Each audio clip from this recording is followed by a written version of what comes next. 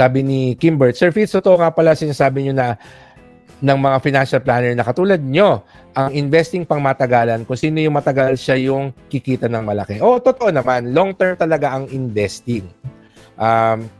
But ang common mistake sa mindset ng mga tao is once na mag-invest ka, iiwanan mo na siya. Kasi nga long term, no? Hindi mo na siya gagalawin.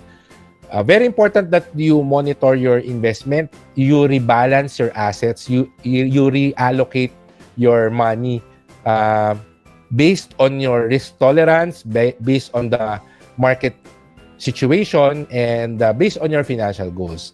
Isang magandang example, sabihin natin ng pandemic, no, na bumagsak yung stock market.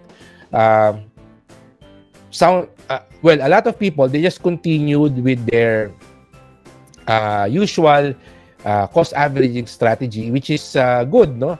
Pero ako, sabi ko, sayang ito na mababa yung price. I'm very sure after the pandemic, aakyat ulit yung price. So, nagtingin ako ng ibang mga assets ko, mga frozen assets ko. Actually, I sold some of my investments in other markets to buy crypto during that time and to buy more shares sa PSEI. So, and itong mga to, pang long term to. So, that's something na kailangan ginagawa natin regularly. Quarterly, at the very least, no, na we check up on our investments and think of ways on how we can maximize it.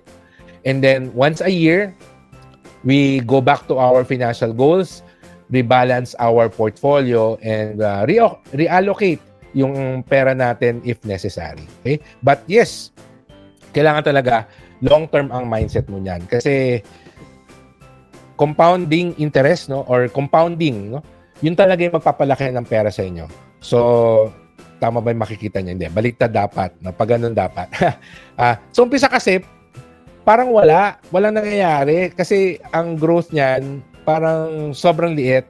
Pero once may turning point yan, may threshold yan na biglang mag-surge up yung growth mo kasi nga yung power of compounding. So, parang sa Atomic Habits, gustong-gusto ko talaga yung yung analogy na yun, no? Yung yelo. Siyempre yung yelo, solid siya at 0 degrees, di ba? Pero you can start increasing the temperature by 1 degree, 1, 2 degree, 3 degrees, 4 degrees, 5 degrees. Walang nagbabago dun sa yelo, di ba?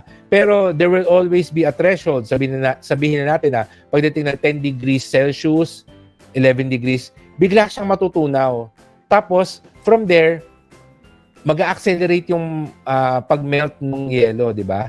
So, ganun din siya. First few years, 5 years, 7 years, parang barya lang yung kinikita mo sa investment mo. But, lalo na yung mga nagsipag, mag-invest for the past 10 years, hopefully, syempre, I'm not saying na mangyayari, but hopefully, pag nag-bull market tayo, grabe. I'm very sure times 5, times 6 yung pera mo pag nag-bull market ang Pilipinas. Kung mag-bull market. So, yun yung tanong natin, no? Syempre, maraming in question. But, those who invested in the global markets in the past 3-4 years, ayan, kapag bumawi ang US economy, mahina na ang times 3 dun sa growth ng investment mo. So, yun no? Kailangan matyaga ka lang. Okay? So, yun yung ating thoughts dito sa sinabi mo, Kimbert.